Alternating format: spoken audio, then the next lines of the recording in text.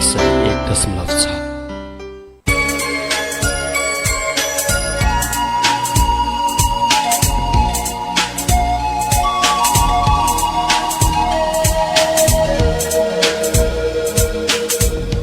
नमस्कार, विजय संवादमा प्रेम छेत्रीको स्वागत छ।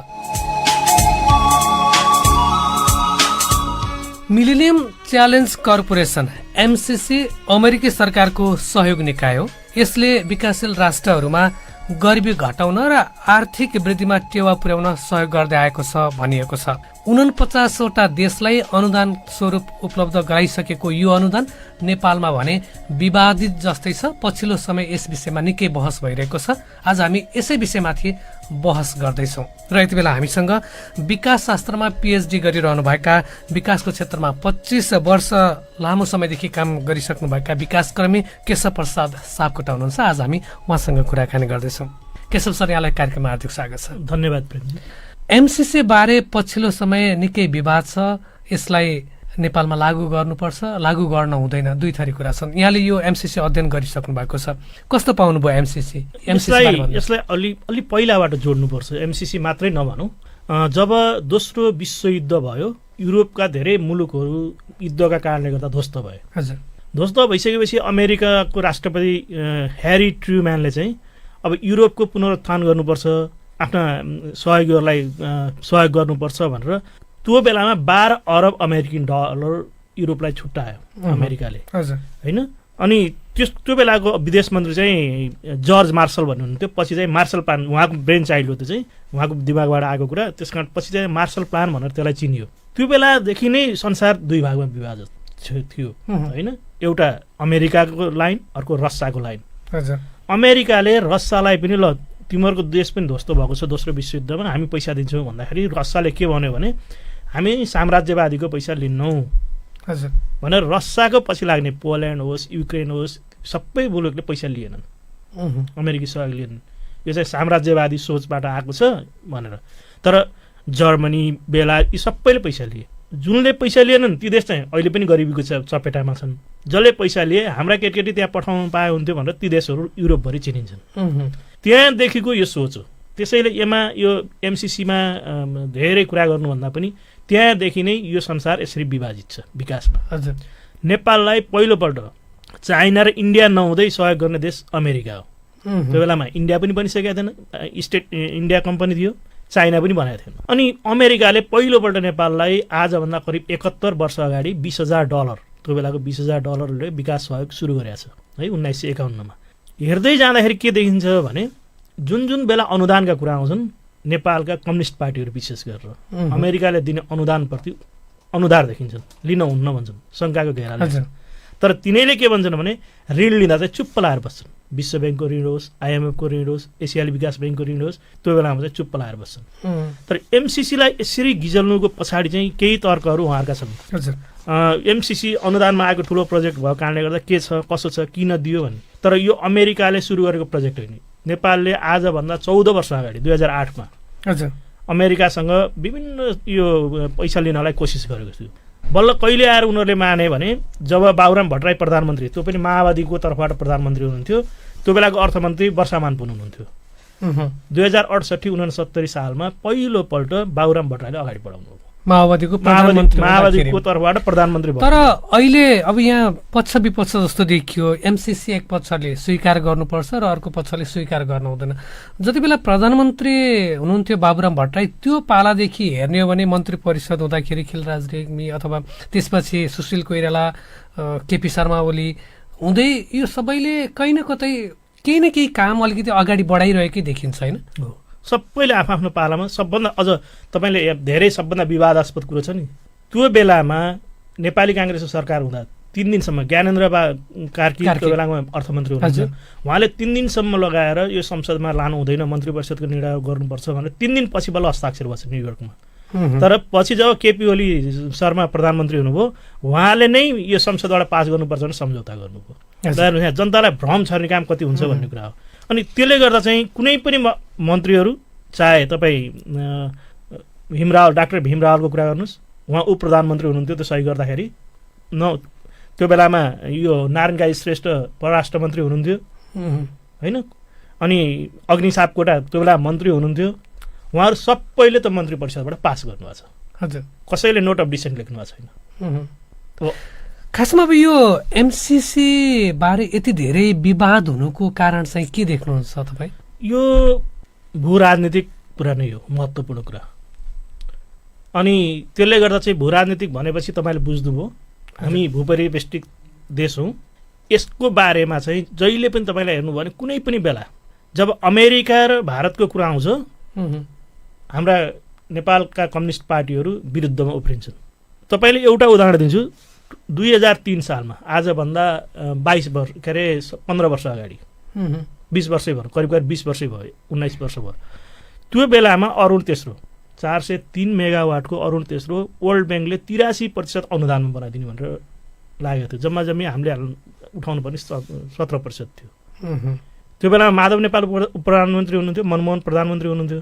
माधव नेपालले वर्ल्ड ब्याङ्कलाई चिठी लेखेर यो हामीलाई चाहिँदैन, तिमीहरूको अनुदान चाहिँदैन भन्नुभयो। त्यो चाहिँदैन भनेको अनुदान किन भन्नु न, वातावरण बिग्रिन्छ अरे, भ्याकुताहरू, त्यहाँका भ्याकुताहरू संसारमा नपाइने भ्याकुता छन्, ती मर्छन्। अनि उहाँ नै प्रधानमन्त्री हुँदा फेरि इन्डियाको सतलजलाई दिनुभयो। हामी 20 वर्ष अन्धकारमा बस्न बनाएको कसले त? माधव नेपालले होइन। अब केशव सर, यो जुन एमसिसी बारेको बुझाइ छ, नेपाललाई 50 करोड डलर, झन्डै नेपाली 55 अर्ब रुपियाँ जुन अनुदान आउने कुरा छ, यो अहिले विवाद बन्नुको कारण दलहरूका केही स्वार्थ होलान्, केहीले स्वार्थ पनि अगाडि सारेको अवस्था छ।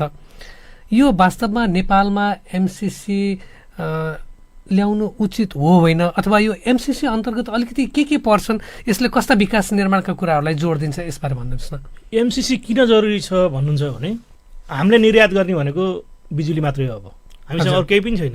पर्यटन उद्योग सकियो, हाम्रो ब्याङ्कमा पैसा छैन, आर्थिक सूचकहरू सबै नकारात्मक भइरहेका छन् होइन। त्यसले गर्दा चाहिँ हामीले यदि अनुदान लिएनौँ र भने हाम्रो देशको अवस्था श्रीलङ्का हेर्नु न। अहिले श्रीलङ्का दक्षिण एसियामा सबैभन्दा समृद्ध मुलुक हो। श्रीलङ्काले अब आफै डिक्लेयर गर्दैछ आर्थिक रूपमा टाटुल्टियो भनेर। किन यो भयो भनेर खोज्नुपर्छ कि श्रीलङ्काले के गर्यो भने नेपालले किन स्वीकार गर्ने, त्यही त म तपाईँलाई भन्दैछु। श्रीलङ्काको उदाहरण दिन्छु। श्रीलङ्का र मङ्गोलिया यसको असाध्यै राम्रो उदाहरण हो। श्रीलङ्काले एमसिसी लिन्न भनेर निर्णय गर्यो, फिर्ता गर्यो। अनि चीनको ऋण लियो त्यहाँको एउटा एयरपोर्ट बनाउन, हेर्नु है। अनि एमसिसी मङ्गोलियाले लियो, दोस्रो पटक लिइसक्यो सायद। त्यो चाहिँ रसिया र चीनको बिचमा पर्छ, हाम्रो जस्तै भूपरिवेष्टित मुलुक हो। हामीले यो लिएनौँ भने, उसले लियो र अहिले उसले कसरी गर्यो भने रुसबाट चीनमा तेल पाइप आउँछ, उसले व्यापारमा टाइप गर्यो। हामी पनि त्यही व्यापारमा टाइप गर्ने, हाम्रो बिजुली इन्डियालाई बेच्नलाई, हामीसँग भएको बिजुली इन्डियालाई बेच्न सक्छौँ र इन्डियासँगको हाम्रो निर्यातमा आयात निर्यातको चाहिँ प्रतिस्थापन गर्न सक्छौँ भन्ने हिसाबले यो जरुरी छ। दोस्रो कुरा, एमसिसी आएको केलाई हुनुहुन्छ भने प्रजातन्त्रको लागि सुदृढीकरण, डेमोक्रेसी सुदृढीकरण, मानव अधिकारको सुदृढीकरण, अनि बाटो निर्माण र बिजुली, यति 4वटा कुरासँग सम्बन्धित छ। यो अझ मुख्यतः यो उदाउँदो प्रजातन्त्र भएको देशहरूमा सहयोग गर्ने हो एमसिसीको मुख्य ध्येय नै। हिजो देख्नु भएन, यो एमसिसी राष्ट्रघाती सम्झौता हो, यो खारेज गर्नुपर्छ भनेर आन्दोलन भएको? यही भ्रम छ। मैले एउटा डाटा तथ्याङ्क पढेको थिएँ, 90% मान्छेहरूले एमसिसी पढेकै छन्, जम्मा 10%ले पढेका छन्। ती 90%ले धारणा कसरी बनाएका छन् भने फेसबुक, युट्युबबाट धारणा बनाएका छन्। तपाईँले हिजै आएको पत्रिकामा हेर्नुभयो भने त्यो 5 जना मान्छेको इन्टरभ्यू उनीहरूसँग गरेको कुराकानी छ। तपाईँले एमसिसी पढ्नुहोस् भनेर सोध्दा एउटाले पनि पढाएको छैन। हामीलाई त राष्ट्रघात हुन्छ भने होला भन्यो आइयो आन्दोलनमा। यो स्वीकार नगरे के हुन्छ? यो असाध्यै गम्भीर अवस्था आउँछ। कसरी? अहिले हामीलाई नेपालको अर्थतन्त्रमा सहयोग गर्ने भनेको युरोप, अमेरिका, मुख्यतया तिनी हुन्। भारत र चीनको छ, चीनको धेरै ऋण छ। तपाईँले हेर्नुभयो भने यो चीनको ऋणले गर्दाखेरि श्रीलङ्काको बन्दरगाह चीनले हडप्यो, तपाईँलाई थाहा छ होला त्यो कुरा। जब श्रीलङ्काले ऋण तिर्न सकेन, उसले एग्रिमेन्टमै के राख्दो रहेछ भने चीनले चाहिँ त्यो पैसा तिर्न सकेन भने त्यो सम्पत्ति चाइनाको हुन्छ भनेर। यसमा त कहीँ लेखेको छैन नि त। यहाँ विवाद भयो, चाइनिज एग्रिमेन्ट भनेको संसारभरि एउटै हुन्छ, यो देशको लागि यो देशको लागि यो भन्नु हुँदैन। तर यहाँ अलिकति यो सहायता वित्तीय मात्रै कि रणनैतिक भन्ने खालका कुराहरू पनि आइरहेका छन्। रणनैतिक भन्नाले चीनसँगको अमेरिकी रणनीति पनि भनेर विश्लेषण हुने गरेको छ। कतै यो इन्डो पेसिफिक रणनीति पो कि? अमेरिकाले होइन भनेर लेखेरै दिइसकेको छ त हामी हो भनेर किन शङ्का गर्ने? नेपालको संसदबाट यो पास भइसकेपछि पछि फेरि यसले संशोधन गर्न नसक्ने भन्ने खालका यी कुराहरूले गर्दा पनि भोलि पास भइसकेपछि त्यसले असर गर्ने हो, यसले चीनलाई टार्गेट गराइरहेको छ नेपाललाई प्रयोग गरेर भन्ने खालका कुरा पनि छन् नि। संसदले पास गर्ने भनेको त के भन्नुहुन्छ, नेपालका कुनै पनि आयोजनामा भ्रष्टाचार नभएको नै छैन। हजुर, सबैमा भ्रष्टाचार भएको छ। यो अमेरिकी नागरिकले आफ्नो करबाट दिएको पैसा अनुदान हो, ऋण होइन। ऋणको बारेमा चासै छैन यहाँ। ऋण लिनुहुन्न भनेर आन्दोलन हुनुपर्ने, अनुदान लियो भनेर आन्दोलन हुनुपर्ने नि। अनुदान नल्याऊ ऋण लियो भनेर आन्दोलन हुन्छ यो देशमा। अचम्मको कुरा होइन त्यो चाहिँ, किन त हुन्छ त? अर्को कुरा, विवादको कुरा चाहिँ संसदभन्दा माथि हुन्छ। मैले त के भन्छु भने हरेक 20 अर्बभन्दा बढी लिने ऋण अथवा अनुदान संसदबाट पास हुनुपर्छ भन्छु भने आम जनताले थाहा पाउनुपर्छ, बहस हुनुपर्छ, अनि बल्ल त्यसले चाहिँ जनताको बिचमा पुग्छ, यो ठिक र बेठिक भन्ने हुन्छ। राजनीतिक दलले त्यही अनुसार भूमिका खेल्छन्। अहिले त्यो नै छैन नि। योलाई एमसिसी पास गर्नुपर्छ भनेर आयो, त्यो पनि केपी ओलीले सही गर्नुभयो केपी ओलीका पालामा, अनि उहाँहरूले विरोध गर्दै हुनुहुन्छ। केपी ओलीको सरकार भनेको त्यो बेला नेकपाको होइन, माओवादी पनि त्यही थिए, माधव नेपाल नै त्यही हुनुहुन्छ। उहाँहरूले निर्णय गर्नुभएको छ अनि उहाँहरूले आन्दोलन गर्नुहुन्छ। अस्ति थाहा पाइहाल्नु हो, प्रचण्डले त सही, प्रचण्ड र शेरबहादुर देउवाले सही गरेर पठाएको देख्नुभयो होइन। तर यो विदेशीको आँखा नेपालको नदी नाला प्राकृतिक स्रोतमा छ भनेर भन्ने गरिन्छ। अलिकति यो रणनैतिक चासो कम हुने क्षेत्रमा लगानी गरेको भए पनि त्यो हुन्थ्यो नि। त्यही प्रसारण लाइन, त्यही महाकाली रोड, मुख्य गरेर एमसिसीले त्यसैलाई नि सम्बोधन गरेको छ, त्यसैलाई टार्गेट बनाइरहेको छ। अरूमा पनि त गर्न सकिन्थ्यो होला नि। यसलाई हाम्रो देशको मुख्य लहरू, पहिला जब 48 सालभन्दा पहिला चाहिँ हाम्रो मुख्य आम्दानीको स्रोत भनेको जङ्गल थियो, वन थियो। अब अहिले संसार ग्लोबली संसारमा अहिलेको पानीको राजनीति हो सबै ठाउँमा। यो राजनीति चाहिँ पानीसँग सम्बन्धित हुन्छ। अबको 35-40 वर्ष त्यही चल्छ होइन। त्यो आधारमा हामीसँग भएको स्रोत पनि पानी नै हो। रोड र यो यदि हामीले बिजुली बेच्न सकेनौँ भने यो बिजुली बेच्न नि अहिले गर्न खोजेको के हो भन्नुहुन्छ भने यहाँ दुईवटा कुराहरू जोडेर आउँछ कि भारतको शर्त मान्नुपर्छ भन्ने एउटा कुरा आउँछ, असाध्यै भ्रमको कुरा थियो यो। अहिले हाम्रै वन भन्नु न, अहिले हाई टेन्सन छ नि। हजुर, यो हाई टेन्सन एमसिसीको पार्ट हो। हामी हाम्रो पैसा त खर्च गरिसक्यो, त्यसैमा उसले पैसा थपिदिन्छु भने त्यो पनि हाम्रो अनुरोधमा, नेपाल सरकारको अनुरोधमा। अनि त्यो यो बनिरहेछ। अब यो योजना पुरा भएन भने के हुन्छ देश भन्नु त? अब नेपालमा यो एमसिसी अझ लागू गर्ने सवालमा चाहिँ संशोधनसहित पास गर्न तयार छौँ भनेर भनेका छन् त। त्यसो गरेर अघि बढ्न संशोधन के का लागि नेताहरूले भनेको भन्नु त? केमा संशोधन गर्ने भनेका छन्? यिनीहरू देख्नुहोस् त, त्यो बुझ्दा यिनीहरू केही अमुक कुरा हो, केही छैन। हजुर, उहाँहरूले भनेको संसदबाट पास, चुनाव पछि अनुमोदन गरौँ भन्नुभयो। त्यो भने के? चुनाव अघि गर्दा चाहिँ राष्ट्रघात हुने, चुनाव पछि गरेपछि चाहिँ राष्ट्रघात हुँदैन। मुख्य गरेर नेपालमा सेना आउँछ भन्नेसम्मको टिप्पणी, जनमानसमा भएको धारणा त्यही हो। संविधानभन्दा माथि छ भन्नेसम्मको टिप्पणी, यस्ता खालका कुराहरू छन्। यो अफवाह हो कि सत्यता? असाध्यै अफवाह हो। संविधानमाथि हुनै सक्दैन। नेपालको विकास कर्पोरेसनमा रहेर, हाम्रो विकास ऐनमा रहेर यो काम गर्ने हो। यसको नेतृत्व गर्ने अर्थ सचिवले हो होइन। अनि अर्थ सचिवले, मन्त्रीले पनि होइन, अर्थ सचिवले गर्ने हो। अनि यो चाहिँ संसदबाट पास गर्नु भनेको यो त पारदर्शिताको लागि गर भनेको मात्रै हो। यदि संविधानभन्दा माथि हुन्थ्यो भने त 2/3 पास गर्नु पऱ्यो नि त। किन सामान्य बहुमतले पास गर्ने? हाम्रो संविधान 2/3 बहुमत बिना परिवर्तन हुन्छ र? हजुर, सम्भवै छैन। अनि संविधानभन्दा माथि केही चिज नै हुन सक्दैन। तर केशव सर, अब यो एमसिसी लागू भएका 49वटा देश हेर्ने हो भने मादागास्कर र मालिका, यी दुईटा देशले त रद्द गरे एमसिसी। यी दुईटा देशले आफ्नो शर्त पुरा गर्नै सकेनन्। जस्तो 5 वर्षमा सक्नै पर्छ भन्ने छ नि, त्यो गर्नै सकेनन्। यिनीहरूले आफ्नो देशमा भएका कुराहरूलाई चाहिँ आफ्नो शर्तहरू पुरा गर्न नसकेपछि मात्रै क्यान्सल गरेको। असाध्यै धेरै भ्रष्टाचार भएका मुलुक हुन् तिनी पनि। भ्रष्टाचार यति % झार्छु भन्ने थियो, त्यो पुरा गर्न सकेनन्।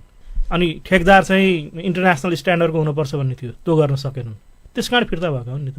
49 मध्ये 47वटा त गरिरहेछन् त। फेरि अर्को कुरा, यो एउटा निश्चित समय अवधिको लागि छ। त्यो निर्धारित समयपछि पनि पुनः यो सम्झौता गरेर पटक पटक नेपालमाथि अमेरिकाले आफ्नो त्यो हावी कायम गर्न खोजिरहेको छ भन्ने खालका कुराहरू पनि आइरहेका छन्। अब यसलाई यस्तो हेर्नु, मैले भने नि 70 वर्षदेखि सहयोग गरिरहेको छ, अनुदान आइरहेकै छ। यो 70 वर्षमा चाहिँ यो कुरा आउँदै आएन। खोइ अमेरिकन सेना आएको 70 वर्षमा। त्यही भएर त नेपालको संसदबाट पास गर्न खोजिरहेको हो यो भन्ने कुरा छ। हुन त अघि यहाँले कुरा जोडिहाल्नुभयो, यो भ्रष्टाचार कम होस् अथवा सुशासन स्थापनाका लागि संसदबाट खोजिएको भन्ने। अन्यत्र संसदबाट नभएका कुराहरू पनि छन्। अन्य देशमा संसदबाट पास नभइकन पनि एमसिसी लागू भएको अवस्था छ। तर नेपालमा संसद नै किन चाहियो भन्ने खालका कुराहरू पनि आइरहेका छन्। होइन, अन्त पनि एउटै फर्मेट हो, इन्टरनेसनल स्ट्यान्डर्डको फर्मेट हो। तर यसमा हेर्नु अझ राम्रोसँग बुझ्नुपर्ने कुरा के छ भने हाम्रो पोखरा एयरपोर्ट बनिरहेछ नि, त्यो चीनको ऋणमा हो, 2% ब्याजमा बनेको हो। त्यो योजनामा कुनै विवाद भयो भने कसले निर्णय गर्छ थाहा छ? चाइनिज न्यायालयले निर्णय गर्छ। चाइनिज न्यायालय भनेको पार्टीको कन्ट्रोलमा हुन्छ। तर एमसिसीमा के छ? इन्टरनेसनल, पहिला अमेरिकाकै हुन्छ भन्ने थियो, शेरबहादुर देउवाल चाहिँ चेन्ज गराएर इन्टरनेसनल कोर्टले गर्छ भन्ने आयो। अमेरिकाले गर्न पाउँदैन, आफ्नो पक्षमा निर्णय हुन्छ भनेर। त्यसले हामीले हेर्ने दृष्टिकोणहरू कहाँनिरबाट परिवर्तन गर्नुपर्छ भन्नुहुन्छ भने मैले त भने 20 अर्बभन्दा माथिको संसदमा ल्याउँ भन्छु म त अझै पनि। त्यसले गर्दा यो संसदमा लगेर के हुन्छ के हुन्न, अर्थ मन्त्रालय गरेर मात्रै राम्रो हुने। अर्को तपाईँले सेनाको कुरा गर्नुभयो नि, अफगानिस्तानमा सेना गयो, कहाँबाट गयो मलाई भन्नु त? ऊ पनि भूपेरु स्थित देश हो। अफगानिस्तानमा अमेरिकन सेना पाकिस्तान हुँदै गयो। हाम्रोतिर पनि दुईवटा, एउटा चाइना छ एउटा इन्डिया छ। कि उनीहरूले आकाश दिनुपर्छ कि उनीहरूले जमिन दिनुपर्छ अमेरिकन सेना आउनु? त्यो कुरा त्यस एउटा त्यहाँनिर छ। मङ्गोलियामा सेना गयो त अमेरिकन सेना गयो त? मङ्गोलिया पनि त्यस्तै देश हो, हामी जस्तै देश हो, त्यहाँ पनि गएन। भनेपछि हामीले त एकदम अफवाह फैलाउन हाइपोथेटिकल कुरा के त्यो कुरा गरिरहेका छौँ। अनि अर्को कुरा चाहिँ अमेरिकन सेना हुँदैमा बिग्रने भन्ने मलाई लाग्दैन। जापानमा अमेरिकन सेना छ, कोरियामा अमेरिकन सेना छ, युरोपभरि अमेरिकन सेना छ, क्यानाडामा अमेरिकन सेना छ। के ती देश गरिब भयो त? किन हामीले जापान पठाउने, किन कोरिया पठाउने, किन युरोप पठाउने त हाम्रो सन्ततिलाई? हुन त अब यो एमसिसीको कम्प्याक्टको दफा 5(1)मा कुनै पनि पक्षले 30 दिनको सूचना दिएर कम्प्याक्ट रद्द गर्न पाउने व्यवस्था छ। नेपालले चाह्यो भने बिना कारण सम्झौता रद्द गर्न सक्छ पनि भनेको छ। त्यसो भए यति धेरै विवाद आउनुको कारण चाहिँ के देख्नु? यो त राजनीतिक कुरा मात्रै हो, अरू केही पनि छैन। तपाईँले नेपालमा जहिले पनि यस्ता घटनाहरू परिघटना हेर्नु, महाकाली सन्धिको जगमा उठेर माओवादी आन्दोलन सुरु भयो नेपालमा, होइन? पहिला म राजनीति किन भन्दैछु भने त्यहाँबाट आएको कुरा पछि सबैभन्दा धेरै बहुमतले महाकाली सन्धि पास भयो, होइन? त्यही महाकाली सन्धि घाती हो भनेर भन्ने पञ्चेश्वर, अरुण, अनि त्यसपछि कर्णाली कसले बुझायो त? नौमुरे, त्योभन्दा घातक छ सन्धि कसले गर्यो त? माओवादीले गर्यो। यो त राजनीतिक रूपमा उठेको कुरा, अरू केही पनि छैन। यो किन पनि भन्छु भने भेनेजुएलामा राजनीतिक परिवर्तन हुँदाखेरि प्रचण्डले अमेरिकाको साम्राज्यवादले गर्दा त्यहाँ परिवर्तन भयो, कम्युनिस्ट शासन ढलो भनेर भन्नुभयो। सोच त्यहाँनिर आउँछ कि केबाट गाइडेड छ भन्ने कुरा हो। स्कुलिङ नै त्यही छ। अनि अर्को कुरा कहाँनिर छ भने राष्ट्रवाद। ल हेर्नु, मलाई अचम्म लाग्ने, राष्ट्रवादको यत्रो नारा दिएर अहिले उहाँहरू कुरा गर्नु नि हाम्रो राष्ट्रियता धरापमा छ। उहाँहरूको झन्डा कहाँको छ? उहाँहरूको झन्डा हेर्नु भने रसाको छ। उहाँको नेता कुन? मार्क्स, लेनिन, होइन? अनि काङ्ग्रेस चाहिँ राष्ट्रघात रे, उनीहरू चाहिँ राष्ट्रवादी। काङ्ग्रेसको नेता बिपी कोइराला कहाँको मान्छे हो? काङ्ग्रेसको झन्डा कहाँको?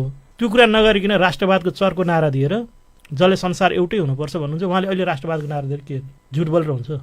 अब यो सरकारमा नेतृत्व गर्ने सवालमा कुरा गर्ने भने तत्कालीन नेकपा माओवादी केन्द्रबाट नेतृत्व गर्दै गर्दा प्रधानमन्त्री बाबुराम भट्टराईको पालामा होस्, त्यसपछि मन्त्री परिषदको अध्यक्ष हुँदाखेरि खिलराज रेग्मी, त्यसपछि नेपाली काङ्ग्रेसको प्रधानमन्त्री हुँदाखेरि सुशील कोइराला प्रधानमन्त्री हुँदाको बेला, र त्यसपछि नेकपाको तर्फबाट केपी शर्मा ओली प्रधानमन्त्री हुँदै गर्दा यो सबै राजनैतिक दलबाट प्रतिनिधित्व जस्तो देखिन्छ।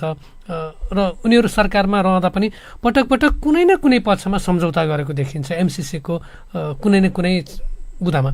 अब यो अहिले एमसिसी बारे यति धेरै विवादहरू आइरहँदा अब एमसिसीलाई पास गर्न हुन्छ हुँदैन के भन्नुहुन्छ? मैले त गर्न पर्छ भन्छु, होइन? गर्छ हुन्छ हुँदैन, गर्नुपर्छ। गरेनौँ भने अहिले नै भन्नुहोस्, कोरोनाले 14 लाख नेपालीले रोजगार गुमाए, होइन? हाम्रो गरिबी 10%ले बढ्यो। अझ हाम्रा विकराल दिनहरू आउँदैछन्। हामीले चाहिँ ऋण ल्याएर देश चलाउनु पर्ने स्थिति छ। अनुदान ल्याउँछौँ भन्दाखेरि चाहिँ यो नहुने कुरा त मैले कहीँनिर पनि देख्दिनँ। फेरि जम्मा दुईवटा कुरालाई छ, बाटो र बिजुली।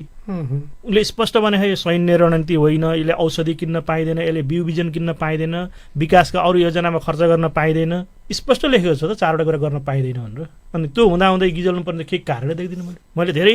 अब हाम्रो मन्त्री भइसकेका सबै, होइन? मैले नाम पनि लिइसकेँ नि अघि। उहाँहरू कुनै न कुनै कालखण्डमा त्यो मन्त्री परिषदमा बस्नु भएको छ, त्यो मन्त्री परिषदमा बसेर निर्णय गर्नुभएको छ, सही गर्नुभएको छ, अनि अहिले आएर उचाल्नु भएको छ सबै। यो अहिले जति पनि यसको विरुद्धमा हुन्छ, ल मलाई भनिदिनुहोस्, 4जना अर्थशास्त्री कसले विरोध गरेका छन्? 4जना यो देशका धनाढ्यहरू कसले विरोध गरेका छन्? 4जना प्रोफेसरहरू जो चाहिँ यो विकासमा काम गरेका प्रोफेसरहरू कसले विरोध गर्नुभएको छ? परराष्ट्रविद कसले विरोध गरेको छ? कसैले विरोध गरेको छैन। विरोध गर्ने 4-5 जना हुनुहुन्छ, यो विशेष त कहाँबाट परिचालित हुनुहुन्छ त्यो चाहिँ थाहा भएन। हुन्छ सर, यहाँलाई धेरै धेरै धन्यवाद छ। आगामी श्रृङ्खलामा हामी पुनः संवाद गर्नेछौँ। यो महत्त्वपूर्ण समय र यो कुराकानीको लागि धन्यवाद यहाँलाई। धन्यवाद तपाईँ लगायत विजय एफएमलाई, र यसको विषयमा अझ बहस गर्न सकियोस् होइन, सबै पुग्न सकौँ। यो भ्रमहरूलाई चिर्नु जरुरी छ, नभए हाम्रो देश उहाँहरूले भन्नुभएको छ यो आएपछि बिग्रन्छ भन्नुभएको छ नि, यो बिग्रने स्थिति छ, त्यो चाहिँ उहाँहरूले बुझ्नुभएकै छैन। हस्, धन्यवाद। विजय संवादमा आज हामीले विकास शास्त्रमा PhD गरिरहनुभएका, विकासको क्षेत्रमा 25 वर्ष लामो समयदेखि काम गरिरहनुभएका विकासकर्मी केशव प्रसाद सापकोटासँग कुराकानी गरेका थियौँ। अर्को विजय संवादमा पुनः MCC का विषयमा छलफल गर्ने नै छौँ, संवाद गर्ने नै छौँ। आजको कार्यक्रमबाट प्रेम क्षेत्री बिदा हुन्छु। नमस्कार। विजय FM 101.6